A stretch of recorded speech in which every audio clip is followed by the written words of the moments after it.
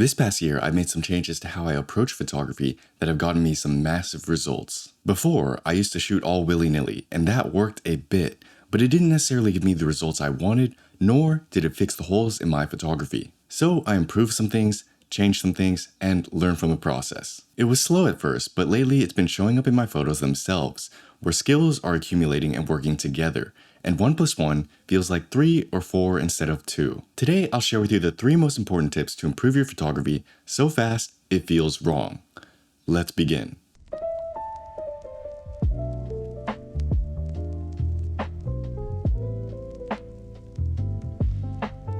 Be a photographer.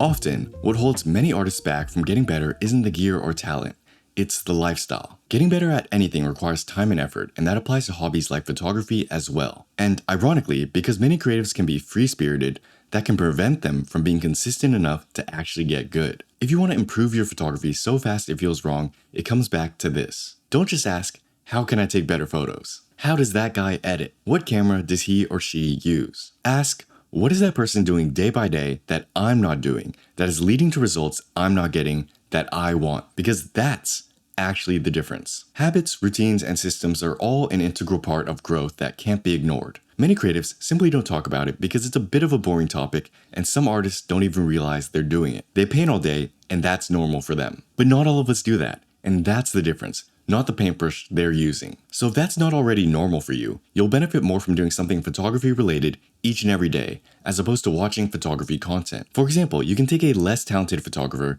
give him a consistent photography schedule, and within half a year or a year, he'll have gotten that much better than his peers who had the talent but lacked the lifestyle. Furthermore, doing it long enough will build the habit such that it feels normal, and you no longer need as much motivation or inspiration to get out there. It's literally like having a solid gym routine where you're locked in as opposed to a loose one where you work out once every blue moon. Therefore, the most important thing when it comes to growth is consistency. What you want as a photographer is not to take great photos, but to be a photographer that can take great photos. So ask yourself questions like, what would an expert photographer do in this case? And then just do it, even if you don't feel like it. The more things you do that expert photographers do, the more similar results you'll get. Here are a few tangible things I've changed in my photography recently. Taking less bad shots when I know they're going to be bad. Being more ruthless with my culling. Being looser with my photo edits. More on this in a different video. And shooting more from the front. Simple and obvious stuff, but things I would often overlook. Now, at the same time, don't think too hard about the cameras, the settings, the edits. Focus on building the lifestyle and habits so you can show up every day and do what you need to do to get better. You can't get stronger if you don't do any reps. Focus on volume, and the gaps or questions you have about photography will be answered in the process. Start with 1 photo session a week and adjust the frequency based on your goals or needs. If you want to learn more in totality about systems and the process of improving, check out Photography Systems. If you already have a consistent photography system in place where you're constantly showing up and doing the work, then your problem isn't consistency. It's patience. Chances are you are getting better, just not as fast as you want to or not in a noticeable manner. But if you zoom out and look at your photos from half a year ago, 2 years, 3 years, you will see how much better you've gotten. You just need to practice patience and have the right frame of mind. Also, learn to focus more on what you're doing, not how good or bad your photos are. That will help keep you grounded.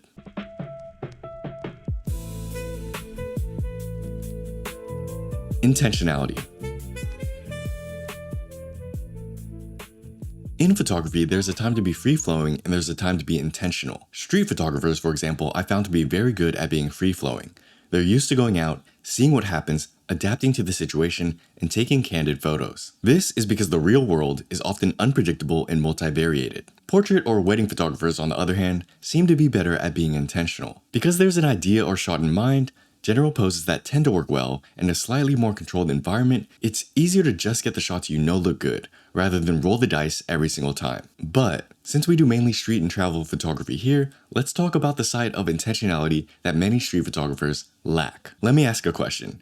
When you go out and take photos, what are you thinking about? Do you have a plan in mind, something you want to capture, a project you're working on, or some aspect about photography you want to improve? Or do you just go out and take photos of whatever you see? Because in my experience, I'm used to doing the latter. There's nothing wrong with that, of course, you can get good shots either way. But I found that when it comes to getting better, especially for the technical side of things, it's easier to do so when you work on it. I know, Crazy revelations, right? This is something my photography has been lacking over the years. I realized that many times I'd just go out and see what I could get, but I wasn't ever really looking for something specific or trying something new. I could still capture moments, but my photography lacked intentionality. Intentionality meaning have an idea on what you're going to work on or what shots you're going to capture for each photo session. It could be, today I'm going to work on my manual exposure only, or today I'm going to shoot only in one specific focal length and really try to master that. Find a specific strength or weakness you want to improve and work on, and constrain yourself to it. You could also go out with a destination in mind,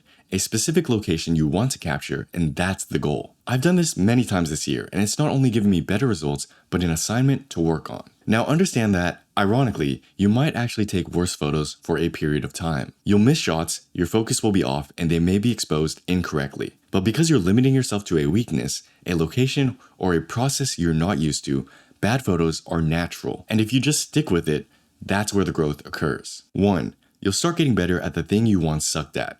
Shocking, I know. 2. When you go back to your free-flowing state, you'll be able to do the new thing well. 3. Your photography as a whole will level up because that specific skill you worked on adds another layer, usefulness, or option for you. It's like expanding your toolkit. Before, you may have had a hammer and a screwdriver, but you didn't know how to use both effectively. So you just hammered everything in and it worked, but not as well as it could have. Then you took some time to actually learn how to use a screwdriver. And now you can use both effectively. It's just most people never take the time to learn how to use the screwdriver, and that reflects in their photography. Nowadays, I have specific shots or things I look for in my street photography. A few months ago, I was focused on capturing long exposure, motion photography with trains in the background. And lately, I've been more focused on faces and photographing from the front. There is still plenty of room to be spontaneous, but adding each component has filled a gap or weakness in my overall skill set. And that's made me much more better than if I just walked around aimlessly. Just imagine if you worked on something specific every week for the next year. Pretty soon, there will be very little you don't know how to do, right? So go out with intention and pick what you're going to work on. It can feel like a step back in the short term, but will really benefit you later.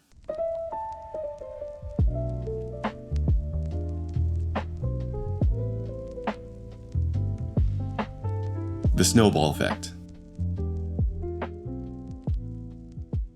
If there's anything to understand about improvement, it's that it doesn't happen overnight. The human mind gets excited about the idea of getting good quick because we want things fast and we want things now. But if we can remind ourselves that the fast way is the slow way, making progress in anything becomes much more streamlined. You see, improving your photography is like a snowball. I don't live in an area with snow, so I don't know how true this is, but take this analogy for what it is. You take a small little snowball, roll it down a hill, and by the end, it's huge. The same principle applies for compounding your money, stacking skills, and improving your photography. Progress compounds. It's not so much a linear curve where you go out every single week and get that much better. Rather, some skills take time to unlock. Sometimes you'll have bad photo sessions, and sometimes progress is invisible. But once the skill is unlocked, things start to make sense, and you've done it long enough, results will show. Over the course of months and years, things add up, and in the grand scheme of things, there is no wasted effort. This is a difficult concept to explain to some people because they look at great athletes and artists, and to them,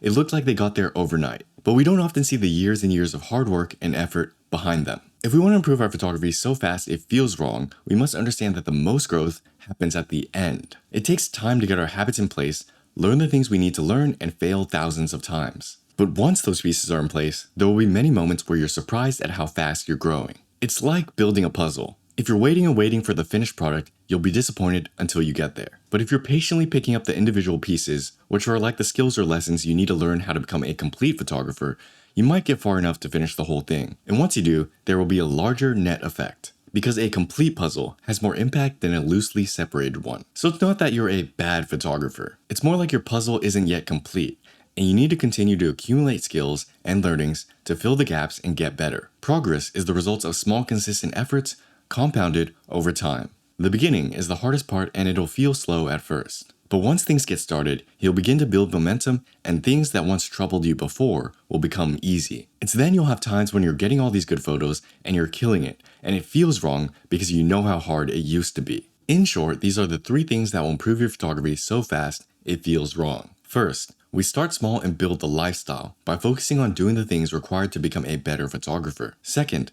we save time by being intentional. Having a plan on what to work on or look for will make every photo session a lesson, even if we didn't get any good shots. Third, we understand how progress works through the snowball effect. Progress takes time, and the fast part, which we want, comes later. So remain patient, stick to the first two, and once momentum builds and the third starts hitting, you'll feel like you're on a roller coaster. Anyways, I hope you enjoyed this. If you did, share this with a friend who also wants to improve their photography so fast it feels wrong. Again, you can learn more about improvement and building systems in photography systems, but otherwise, happy shooting, thanks for watching, I'll see you next week.